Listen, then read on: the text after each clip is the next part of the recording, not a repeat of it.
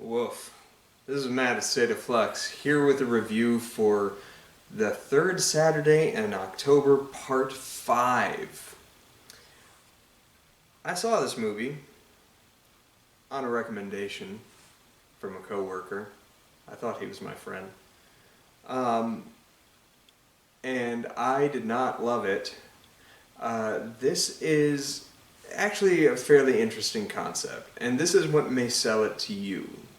But I advise to stick to the end of my review. I'm not going to spoil a damn thing, but I'm going to give it to you pretty real here.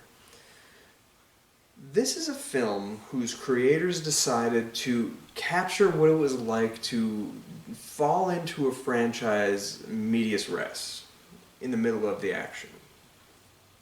A lot of people didn't watch Friday the 13th Part 1.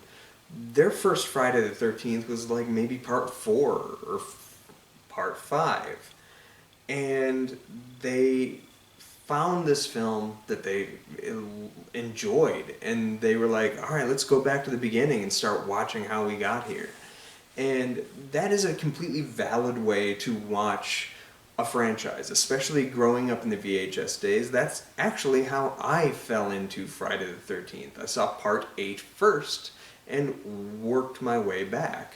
I saw Nightmare on Elm Street in the correct order, and Halloween. Child's Play, I think I saw the second one first.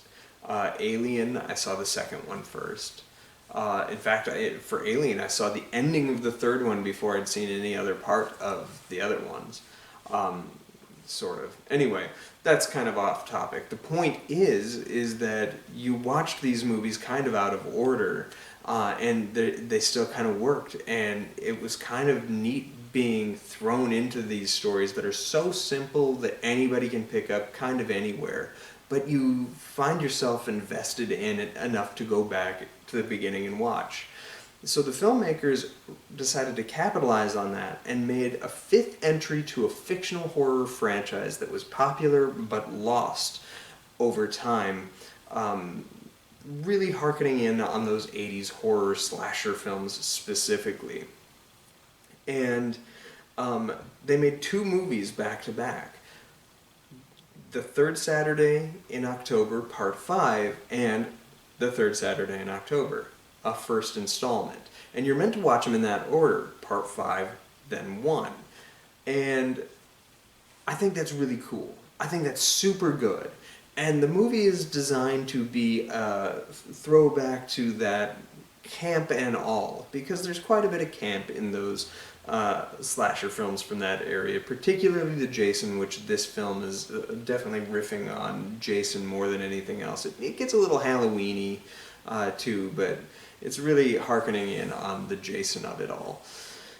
And the problem with that is they're going about making a movie that's so bad it's good. For a movie to be so bad it's good, it has to be good on some level, and the film just isn't. It's just bad. There's nothing that it works on successfully. And I really bumped into four things. The first being, the one that bothered me the most, is this is a fifth installment, Part 5.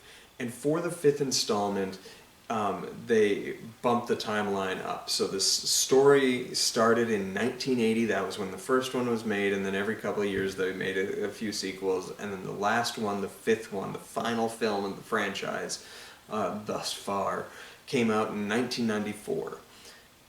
Within the context of the film. However, the film does absolutely nothing to try to capture the filmic language of horror films made in 1994. It just simply doesn't look like it's from that era. At best, it looks like something from 1986 or 7, but even that doesn't read authentic. It's like the filmmakers didn't have the means to make this concept work, even up front, with how it's shot. Horror films from the mid-90s had a certain amount of gloss to them. They were overlit, or accused of being overlit. They had sweeping camera shots, purely steady camera work. They tried to move the camera to have a little more energy. There's a gloss to how the films looked back then. And if you don't believe me, compare a horror film from like 1988, say Nightmare on Elm Street 4 or 5, and then look at a movie that came out in 1994. I think I said 90. I meant 1988 or 1989, like Nightmare on Elm Street 4 or 5, and then compare that to a movie that actually came out in 1994, Wes Craven's New Nightmare. Those have like completely different filmic landscapes. They look different, and it's not just the director at the helm or the cinematographer. It's just the way movies are shot, the way people looked within those movies. None of that reads authentic in this movie. And you can, all right, so Nightmare on Elm Street may be a bad example because those are a little higher budget. Fine, let's look at Friday the 13th. Friday the 13th Part 7 looks completely different from Jason Goes to Hell. When you got to the 90s, things looked different. Or Halloween. Halloween 8 came out in 1988. Halloween 4 came out in 1988, and Halloween 6 came out in 1995. Those movies look completely different. This film doesn't sell itself as having been filmed in the 90s at all, and that's something I just couldn't get past. So there's that. The film also has no original concepts whatsoever. Like, you can accuse Sharknado of doing the same kind of thing, making a genre film willfully bad. Let's have fun and camp at the film's expense, but Sharknado at least had the concept of putting a shark in a tornado. It's dumb, and you can laugh at it, and it's stupid, and it's not a good movie. But there's a nugget of an idea that's original there, and this film doesn't have that. This film rests pretty heavily on a Friday the 13th meets Halloween kind of landscape, and being that Friday the 13th was already kind of a riff on Halloween anyway, it feels like a riff on a riff on a riff, and it's not successful. The film it has a couple of kills that are kind of fine, but it's at best fine. It's not nearly as good as anything that you'd see in any Friday the 13th film, in all honesty. So even that just feels hollow. And the thing that to me is most baffling, it has like willfully bad acting and stuff like that, or what I take to be willfully bad acting. The thing that really bugged me was we have movies like this that are being done better now, so don't accept this as the film to watch. Like, Ty West is actively making movies that are meant to be kind of tongue-in-cheek throwbacks to movies that he grew up with watching in the Grindhouse, with X, Pearl, and the, as of now, upcoming Maxine.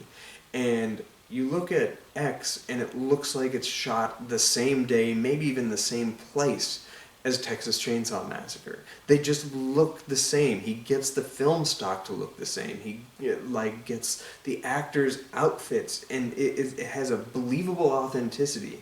And it has cheesy jokes. It has little winks at the camera for people who are familiar with the genre fare, but also is unique, original, and does its own thing well. And by the looks of it, Maxine looks like it's following suit. It looks like you could put stills from this movie, Maxine, next to The Terminator, and it looks the same. Like they shot it the same day, the same location, the same color grade, the same costumes. All of it reads authentic. If you have a filmmaker that's doing this and doing it better, also on a low budge, watch that. Don't accept this. I appreciate the idea. I think it's a great idea. But this movie was so bad it didn't even get me to want to go and watch that prequel film. I just simply do not want to waste my time. I do not care about the lore. the last thing I neglected to talk about because I wanted to jump in the Ty West of it all is, and before I touch on the last thing I don't like, which is The Mask, Ty West hasn't only started doing this with X. He did this long time ago with the first film I ever saw, which is House of the Devil, which looks like the Satanic Panic movies from the 70s. And he made me believe that that movie was something filmed in the 70s, had it not starred Greta Gerwig, of all people, in a, like, minor role. But even his film, is it The Innkeeper, the haunted house hotel movie? That felt very 80s poltergeisty. He's been able to capture and influence on an incredibly low budget these old films that are staples of our youth and bring us something unique and interesting every time. The mask in this movie was the last thing that I really bumped into. The killer wears a mask, as they all do, but this looks straight out of, like, they went to the dollar store and was like, this is acceptable, let's use this. And the thing is if you watch those horror movies from the 80s or 70s, that was never the case. Those movies, some like excluding the Nightmare films, are all made for under $1 million, and the mask that the killer wears looks like art department put work into it.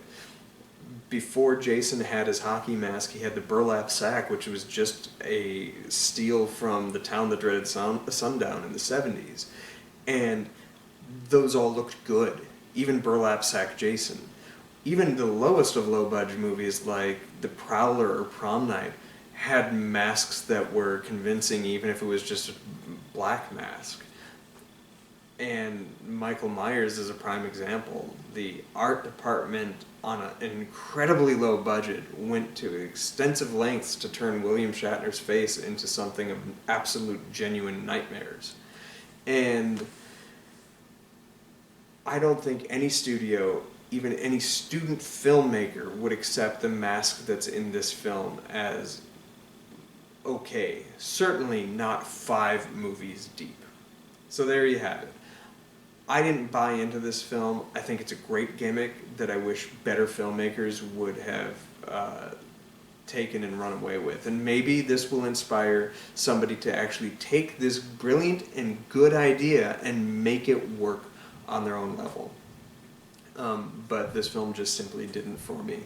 The third Saturday in October, regrettably, gets a 1 star. But what did you think? I know this film has like a weird fan base online, and I think it's mostly because of like the notion of what it is and harkening back to the nostalgia of a time long forgotten, or maybe these people never even lived and it's their only chance to experience something like this.